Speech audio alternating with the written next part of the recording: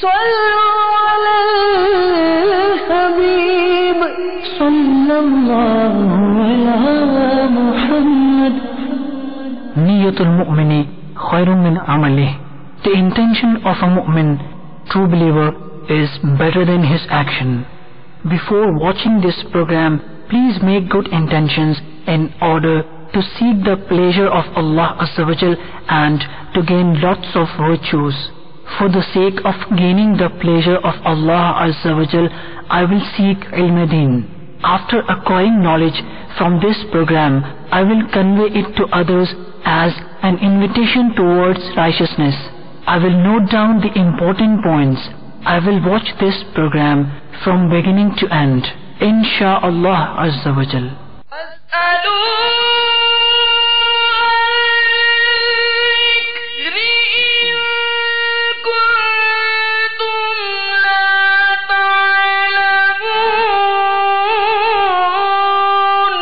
تو اے لوگو علم والوں سے پوچھو اگر تمہیں علم نہ ہو. الحمدللہ رب العالمین والصلاة والسلام علی سید المرسلین. اما بعد فاعوذ باللہ من الشیطان الرجیم. بسم اللہ الرحمن الرحیم. الصلاة والسلام علیک یا رسول اللہ.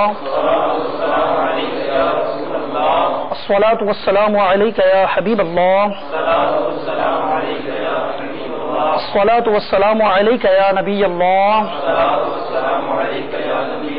وعلى آلك واصحابك يا نور اللہ. نبی پاک صلی اللہ تعالی علیہ وآلہ وسلم کی خدمت صلاۃ اقدس میں درود و سلام پڑھنے کے بے شمار فضائل اور برکات ہیں. میٹھے پیارے اسلامی بھائیوں، درود پاک ایسی زبردست عبادت ہے کہ ایک بار درود پاک پڑھیں تو 10 نیکیاں حاصل ہوتی ہیں، 10 گناہ معاف ہوتے ہیں اور 10 درجات بلند کیے جاتے ہیں. ایک بار محبت کے ساتھ گنبد خضرا کا تصور کر کے درود شریف پڑھیے. اللہم صلی علی سیدنا و مولانا محمد وعلی آلہ وبارک وسلم. صلاۃ و سلاما علیک یا رسول اللہ. میٹھے میٹھے اسلامی بھائیوں اور مدنی چینل کے ناظرین، الحمدللہ مدنی چینل کا سلسلہ دارالفتہ اہل سنت میں ہم آپ کو مرحبا کہتے ہیں. اول تا آخر سلسلے میں شامل رہنے کی نیت فرما لیں. رضائے الہی کے لیے شامل رہیے گا، یہ نیت کر لیں. اللہ تبارک و تعالیٰ کا نام آئے، تبارک و تعالیٰ عز و جل پڑھنے کی نیت کر لیجئے. پیارے آقا صلی اللہ علیہ وسلم کا نام نامی اس میں گرامی آئے، شہد سے بھی میٹھا نام جب آئے یا صلو علی الحبیب کہا جائے تو درود پاک پڑھیں گے، اس کی بھی نیت کر لیجئے. نیت کر لیں انشاءاللہ میں خود بھی علم دین سیکھوں گا اور انشاءاللہ سیکھ کر دوسروں کو بھی سکھاؤں گا. ہمارے ساتھ دارالفتہ کے اسلامی بھائی موجود ہیں، انشاءاللہ ہماری رہنمائی فرمائیں گے. آئیے سوالات کی طرف چلتے ہیں، چونکہ وقت بہت محدود ہے. توجہ کے ساتھ سننے کی انشاءاللہ ہم نیت کرتے ہیں. حضور والا آپ کو مرحبا کہتے ہیں. سلسلے میں حضور والا یہ ارشاد فرمائیں کہ تراویح جو کہ بڑی پیاری عبادت ہے، ماہ رمضان مبارک میں الحمدللہ یہ ہمیں عطا کی گئی، قرآن مجید فقہ حمید سننے کا شرف حاصل ہوتا ہے. یہ ارشاد فرمائیں کہ تراویح کا حکم کیا ہے؟ الحمدللہ رب العالمین والصلاة والسلام علی سید الانبیاء والمرسلین. ماہ رمضان مبارک میں عشاء کے فرض ادا کرنے کے بعد 20 رکعت تراویح ادا کی جاتی ہے. تراویح مرد اور عورت سب کے لیے بالاجماع سنت مؤکدہ ہے، اس کا ترک جائز نہیں ہے. اور اس پر خلفائے راشدین یعنی صدیق اکبر رضی اللہ تعالیٰ عنہ، حضرت عمر فاروق رضی اللہ عنہ، حضرت عثمان غنی، حضرت علی کرم اللہ تعالیٰ وجہہ الکریم نے ہمیشگی اختیار فرمائی. اور نبی کریم صلی اللہ تعالیٰ علیہ وسلم کا فرمان عالی شان ہے، علیکم بسنتی وسنت الخلفاء الراشدین، کہ میری سنت اور سنت خلفاء راشدین کو اپنے اوپر لازم سمجھو. نبی کریم صلی اللہ تعالیٰ علیہ وآلہ وسلم نے بھی کچھ دنوں تک تراویح کی نماز با جماعت ادا فرمائی. پھر آپ صلی اللہ تعالیٰ علیہ وسلم نے اس کی جماعت کو اس خدشے کے پیش نظر چھوڑ دیا کہ کہیں میری امت پہ فرض نہ ہو جائے، جماعت سے پڑھ. لیکن صحابہ کرام علیہم رضوان نے اس کا باقاعدہ اہتمام کیا. نبی کریم صلی اللہ تعالی علیہ وسلم کے دور میں بھی یہ تراویح صحابہ پڑھتے رہے. صدیق اکبر رضی اللہ تعالیٰ عنہ کے دور میں بھی تراویح پڑھتے رہے. تو کچھ یہ تنہا پڑھا کرتے تھے اور کچھ صحابہ اس طرح جماعت کہ ایک امام بن جاتے اور بقیہ ان کے پیچھے اقتداء کرتے. اس طرح تراویح ادا کرنے کا معمول رہا. لیکن جب حضرت سیدنا عمر فاروق رضی اللہ تعالی عنہ نے دیکھا کہ اس طرح کچھ مختلف امام کے پیچھے نماز پڑھ رہے ہیں, کوئی اکیلا پڑھ رہا ہے, تو فرمایا کہ میں مناسب جانتا ہوں کہ ان سب کو ایک امام کے پیچھے جمع کر دوں, اجتماعیت قائم رہے. تو حضرت سیدنا عمر فاروق رضی اللہ تعالیٰ عنہ نے اس کے لیے کیا کہ حضرت سیدنا ابی بن کعب رضی اللہ تعالیٰ عنہ ان کو امام بنایا اور کہا کہ میں چاہتا ہوں کہ آپ لوگوں کو نماز پڑھائیں. تو چنانچہ حضرت ابی بن کعب رضی اللہ تعالیٰ عنہ امامت فرماتے تراویح کی. حضرت سیدنا عمر فاروق رضی اللہ تعالیٰ عنہ عشاء کے فرض امامت فرماتے اور تراویح حضرت ابی بن کعب رضی اللہ تعالیٰ عنہ ادا کرتے. ان کی ابتدا میں بے شمار صحابہ یہ تراویح کی نماز ادا کرتے اور وتر پھر حضرت عمر رضی اللہ تعالیٰ عنہ پڑھاتے. تو یعنی عشاء کے فرض اور وتر ان کی جماعت حضرت عمر فاروق رضی اللہ تعالیٰ عنہ کرواتے تھے اور تراویح کی نماز حضرت ابی بن کعب رضی اللہ تعالیٰ عنہ فرماتے. تو جب یہ نماز کا سلسلہ ہونے لگا اور ایک امام کے پیچھے جب سارے مقتدی حضرات تراویح کی نماز جماعت سے پڑھنے لگے تو حضرت سیدنا عمر فاروق رضی اللہ تعالی عنہ نے یہ منظر دیکھتے ہوئے فرمایا کہ نعمت البدعۃ ھذہ, یعنی یہ کتنی اچھی بدعت ہے, کتنا اچھا طریقہ ہے کہ سب ایک امام کے پیچھے تراویح پڑھ رہے ہیں. چنانچہ چونکہ نبی کریم صلی اللہ تعالی علیہ وسلم کا فرمان عالی شان ہے کہ میری سنت اور خلفائے راشدین کی سنت کو مضبوطی سے تھام لو. تو اس حدیث مبارکہ کے پیش نظر اب علماء امت نے تراویح کی جماعت کے سنت موقدہ ہونے کا قول فرمایا. عورتیں بھی تراویح پڑھیں گی, ان کے لیے بھی تراویح پڑھنا سنت موقدہ ہے, لیکن وہ اکیلے ادا کریں گی. اچھا حضور والا, یہاں پر میں یہ چاہوں گا کہ مدنی چینل کے ناظرین جو ہیں وہ وضاحت ہو جائے. یعنی 20 رکعت پڑھنا وہ مرد عورت ہر ایک کے لیے سنت موقدہ ہے اور اسے جماعت سے پڑھنا یہ ایک الگ بات ہے, اور اسے 20 رکعت رمضان کی ہر رات میں پڑھنا یہ سنت موقدہ ہے. یعنی تراویح پڑھنا سنت موقدہ ہے مردوں کے لیے بھی اور عورتوں کے لیے بھی. ٹھیک ہے, یہ ایک الگ سنت ہے.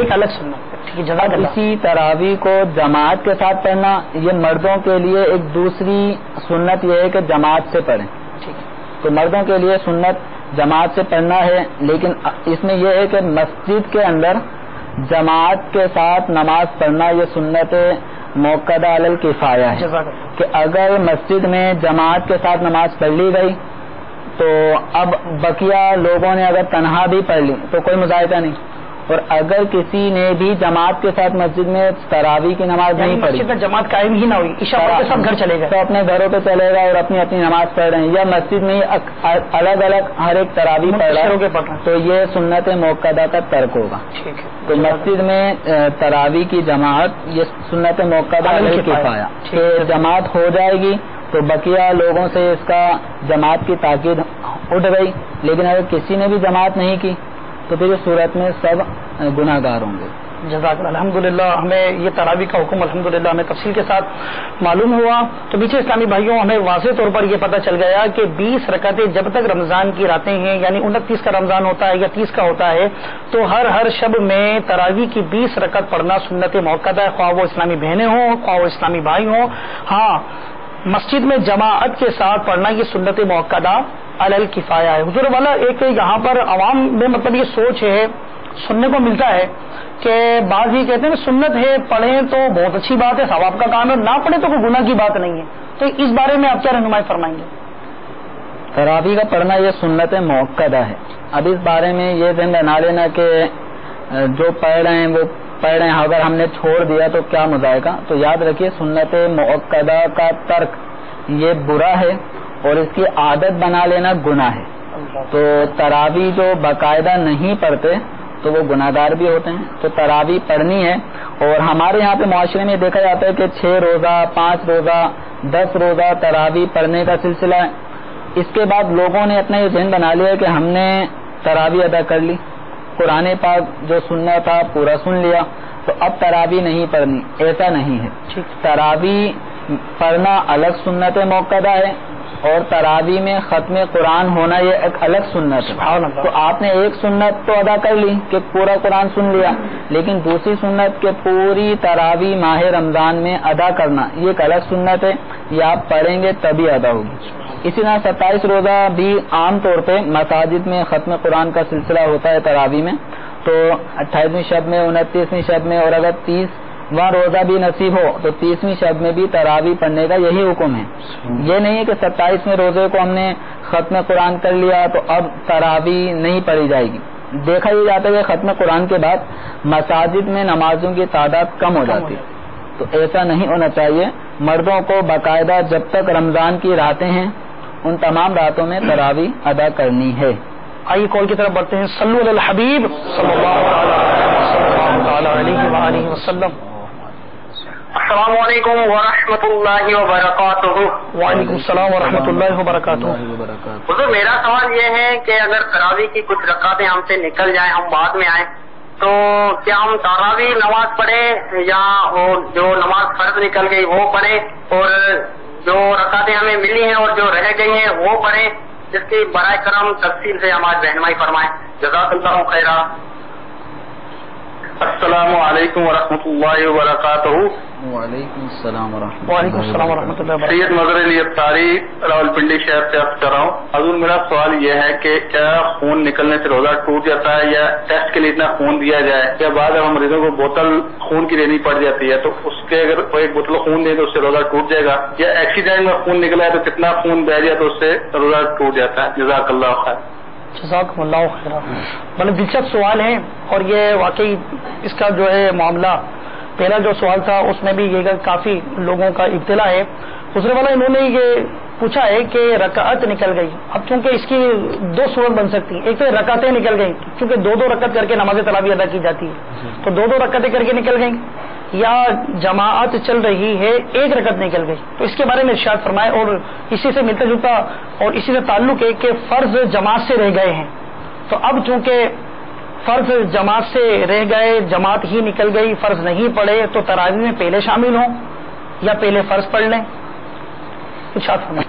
جیسے مثال کے طور پہ کوئی شخص آیا اور امام تراویح کی نماز شروع کر چکا ہے, چند رکعتیں ہو چکی ہیں, تو یاد رکھیے کہ سب سے پہلے تراویح میں شامل ہونے والے کو اپنے عشاء کے فرض ادا کرنا ہے.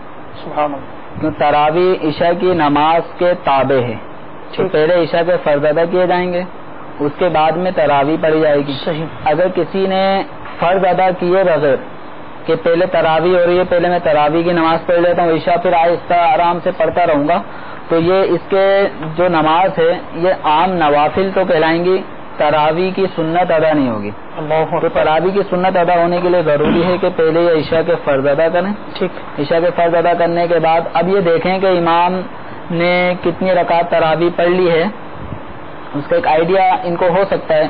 تو پہلے عشاء کے فرض ادا کریں, 2 رکعت سنت جو عشاء کی ہیں وہ ادا کریں, اس کے بعد تراویح کی جماعت میں شامل ہو جائیں. اب نماز جب جماعت کے ساتھ پڑھی جا رہی ہوگی تو ایک کاؤنٹنگ ان کو ذہن میں آ جائے گی کہ 12 رکعتیں ان کو ملی, 8 رکعتیں مس ہو گئیں. تو اب ان کو یہ چاہیے کہ اب یہ چاہیں تو امام کے ساتھ وتر پڑھنا چاہیں تو پڑھ سکتے ہیں, ورنہ در مختار میں یہ ہے کہ فرض عشاء کے جماعت سے رہ گئے تو وتر تنہا پڑھے, وتر پھر اپنے الگ سے پڑھے گا. لیکن اگر جماعت سے کسی نے وتر ادا کر لیے تو گناہ نہیں ہے. ٹھیک. تو ایسی صورت میں اب یہ اپنے جتنی تراویح کی نماز پڑھی اتنی کاؤنٹنگ کر لیں. جیسے 12 رکعتیں ان کو تراویح کی ملی ہیں, 8 رہ گئیں, تو اب یہ جماعت سے الگ ہو جائیں. لوگ اپنی وتر جماعت سے پڑھ رہے ہوں گے, یہ اپنی جو 8 رکعتیں تراویح کی رہ گئیں یہ وہ ادا کریں, اس کے بعد پھر یہ اپنے وتر ادا کر لیں. یعنی ان کو اختیار ہے, ان کو اختیار. اب بولا آئیں تو پہلے یہ فرض پڑھ لیں, پہلے عشاء کے فرض ادا پڑھ لیں گے, جی, پھر جماعت میں شامل ہو جائیں. تراویح کی جماعت جتنی مل گئی اتنی مل گئی, اب چاہے تو وطر بھی جماعت سے پڑھ لیں، بقیہ بعد میں پڑھ سکتے ہیں. جی جزاک اللہ. دوسری کال میں پوچھا کہ خون روزہ کی حالت میں، روزے میں ہے، روزے کی حالت ہے اور اس وقت مطلب خون نکل جاتا ہے، اللہ نہ کرے ایکسیڈنٹ کی کوئی صورتحال پیدا ہو جاتی ہے یا ٹیسٹ کے لیے خون نکلوایا جاتا ہے، تو کوئی صورت بھی پیدا ہو جاتی ہے، خون جسم سے نکل جاتا ہے، تو اس سے روزے پر کیا اثر پڑے گا؟ دیکھیں یاد رکھیں ہمارے یہاں پہ خون کو شاید ایسا لگتا ہے کہ وضو کے ٹوٹنے کو روزے کے ٹوٹنے کو ایک جیسا لوگ تصور کر لیتے ہیں. خون جسم سے جتنا بھی نکل جائے، جیسے مثال کے طور پر ایکسیڈنٹ حادثے کی وجہ سے خون نکل گیا، یا یہ کہ کسی کو ایمرجنسی کی صورت میں خون کی بوتلیں دینی پڑی، اس بنا پہ جسم سے خون نکلا، یا خون گروپ ٹیسٹ کروانے کے لیے کسی نے اپنا سرنج کے ذریعے خون نکلوایا، تو اس طرح جسم سے جو خون نکل رہا ہے تو اس نکلنے سے روزہ نہیں ٹوٹتا. روزہ کھانے پینے یا ہم بستری کرنے سے ٹوٹتا ہے اور اس سے متعلقہ اور جو امور ہوتے ہیں ان سے ٹوٹتا ہے، لیکن جسم سے خون نکلنے سے روزہ نہیں ٹوٹتا چاہے کتنا ہی نکل جائے. ہاں جہاں تک تعلق وضو کا ہے تو خون بہنے سے، جسم سے نکل کر بہنے سے صرف وضو ٹوٹ جاتا ہے. حضور میرے ذہن میں ایک سوال ہے اور مدنی چینل کے ناظرین انشاءاللہ اس سے محظوظ ہوں گے کہ یہ بھی ہماری رہنمائی فرمائی کہ یہ تو آپ نے مبالغے کے طور پر ہی فرمایا خواہ کتنا ہی نکل جائے، ہے نا. تو اس میں یہ گا ایک تو ہوتا ہے کہ ایکسیڈنٹلی کوئی صورتحال حادثاتی صورتحال پیدا ہو گئی، یہ خراش لگ گئی، خون نکل کے بہ گیا، اور جناب کوئی اللہ نہ کرے گر گئے تو خون نکل کے بہ گیا.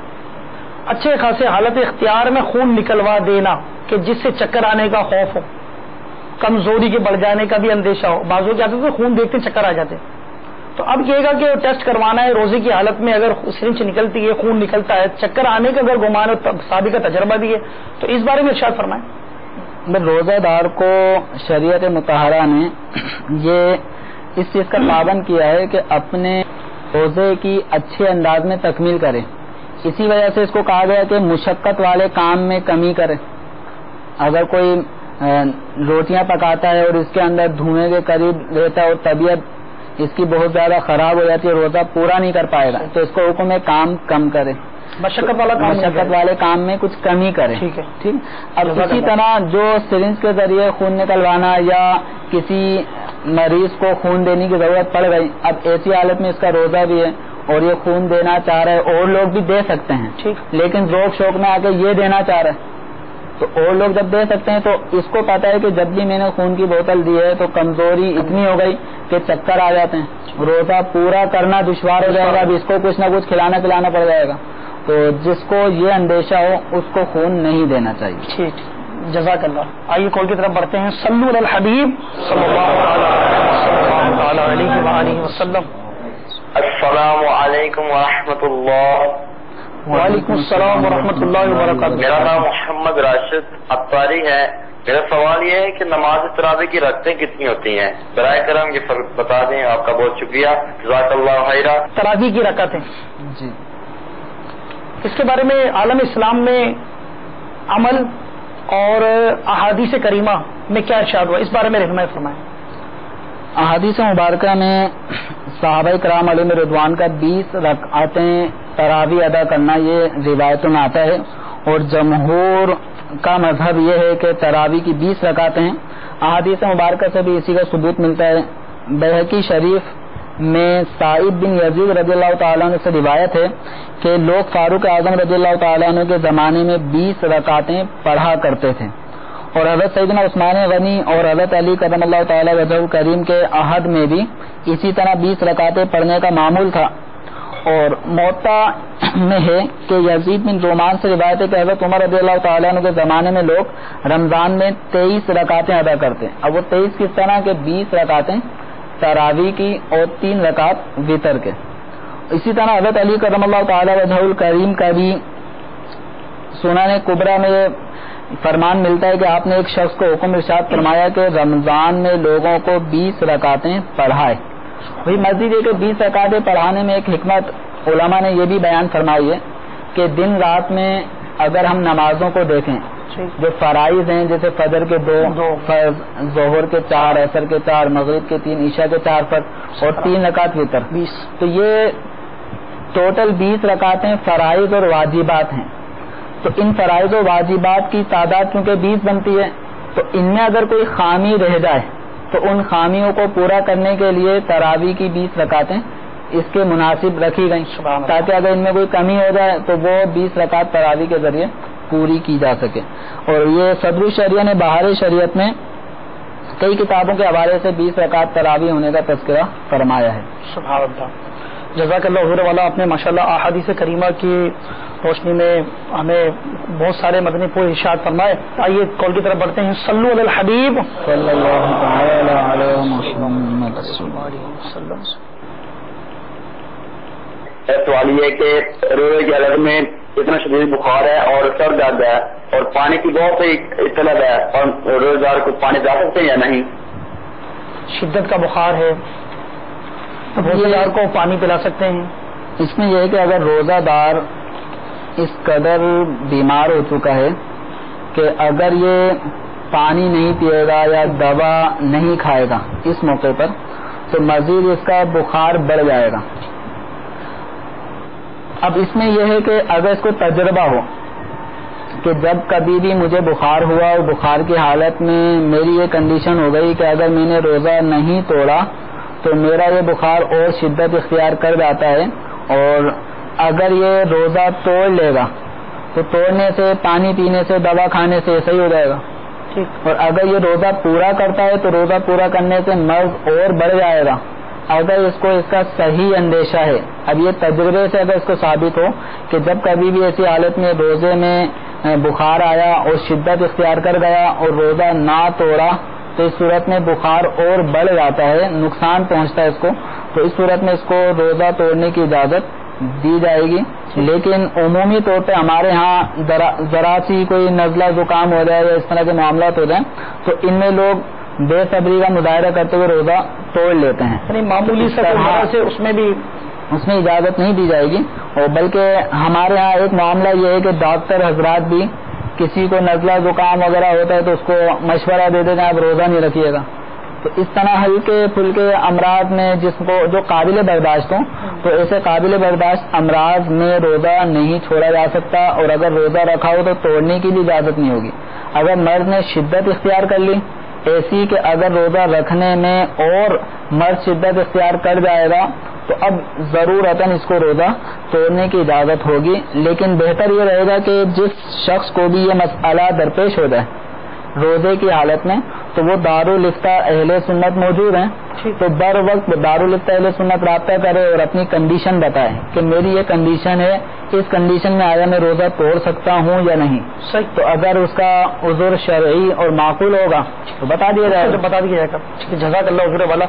حضور والا ہمارے سلسلے کا وقت چونکہ اختتام کی طرف تیزی سے بڑھ رہا ہے اور اتنا دلچسپ سلسلہ ہے، دل تو یہ چاہ رہا ہے کہ باتیں ہوتی رہیں، ہم سنتے رہیں، لیکن اب چونکہ ایک وقت ہوتا ہے انشاءاللہ آئندہ بھی سلسلہ ہوتا رہے گا. آخر میں حضور والا میں سوال یہ پوچھنا چاہوں گا کہ روزے کی حالت ہے اور عورت کو عارضہ آ جاتا لاحق ہو جاتا ہے، آپ سمجھ لیں گے میری بات کہ ایام آ جاتے ہیں، اب روزے کی حالت ہے، روزہ شروع ہو چکا ہے اور دن کا وقت ہے، مطلب روزہ سٹارٹ ہے، چل رہا ہے، ایسے وقت میں اگر اسے ایام آ جاتے ہیں تو اب اس صورت میں کیا کرنا چاہیے؟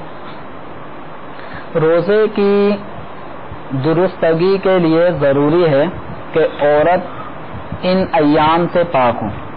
وہ ایام اس کے روزے کی حالت میں شروع نہ ہوئے ہوں یا اگر پہلے سے شروع تھے تو اس صورت میں اگر کوئی عورت روزہ رکھتی ہے تو روزہ نہیں ہوگا. تو اگر کسی عورت نے روزہ رکھا اور روزے کی حالت میں اس کو نسوانی عارضہ لاحق ہوا اور اس کے ناپاکی کے دن شروع ہو گئے تو جو روزہ اس نے رکھا تھا وہ روزہ ٹوٹ گیا، نہیں ہوا، کاؤنٹ ہی نہیں ہے، نہیں وہ ٹوٹ گیا. اب اس کو کھانے پینے کی اجازت مل گئی، اب وہ کھا سکتی ہے، پی سکتی ہے. اس کے لیے وہ حکم نہیں ہے کہ جیسے کسی آدمی نے جان بوجھ کے روزہ توڑ دیا بلا عذر شرعی، تو اس کے لیے فقہاء کرام فرماتے ہیں کہ ایسے آدمی کو روزہ دار کی طرح ہی رہنا واجب ہے. تو جو حکم روزہ توڑنے والے کے لیے بلا عذر وہ اس کے لیے نہیں ہے، یعنی روزہ بھی گیا اور روزے دار کی طرح رہنا بھی لازم. ہاں، یہ عورت کے لیے ایسا حکم نہیں ہے. یہ عورت کھا پی سکتی ہے کیونکہ روزے کی صحت کے لیے ضروری تھا کہ صبح صادق سے لے کے غروب آفتاب تک یہ اس دورانی میں عورت کو عرضہ لاحق نہ ہوا ہو، لیکن چونکہ اس کو درمیان میں ہو گیا تو اس کا یہ روزہ ٹوٹ گیا، روزے کی قضا بھی اس کے اوپر لازم ہوگی، بعد میں جب ان ایام سے فارغ ہوگی تو اس کے روزے کی قضا کرے۔ اور یہ جتنے دن اس کے مطلب رہیں گے اتنی تعداد میں جو گنتی کے روزے ہوں گے وہ پھر عید کے بعد اس کو ہاں جی رمضان مبارک کے بعد اب یہ مناسب وقت کے اندر ان کی قضا کر لیں۔ ایسا نہ ہو کہ بعض خواتین کا سنا ہے کہ یہ کئی سالوں کے جس طرح لوگوں کی قضائے عمری نمازیں ذمے پہ چڑھی ہوتی ہیں، تو بعض خواتین کا ایسا بھی سننے کو ملا کہ وہ جو ماہ رمضان میں جو چند دن 7-8 دن جو روزے چھوٹ گئے تو وہ پورا سال گزر جاتا ہے، 7-8 روزے رکھ نہیں پاتی۔ تو ان کے لیے بہتر یہ ہے کہ ماہ رمضان مبارک آنے سے پہلے گزشتہ روزوں کو پورا گزشتہ روزوں کی قضا کر لیں۔ جزاک اللہ حضور والا، اللہ تعالیٰ جزائے خیر عطا فرمائے۔ مدنی چینل کے ناظرین، خدمت اسلامی بھائی الحمدللہ دارالفتہ اہل سنت یہ سلسلہ الحمدللہ برکتیں لٹاتا ہے، آئندہ بھی اس سلسلے میں شامل ہونے کی آپ نیت فرما لیں۔ صلو علی الحبیب صلی اللہ علیہ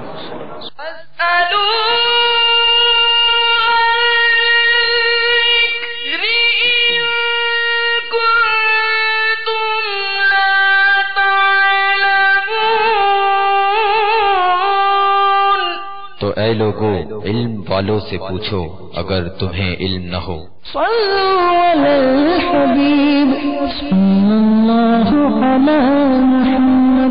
Please send us your views and ideas regarding the program which you have just viewed to the following email address: feedback@madanichannel.tv, or text to the following numbers 030126127176 and 0312492139.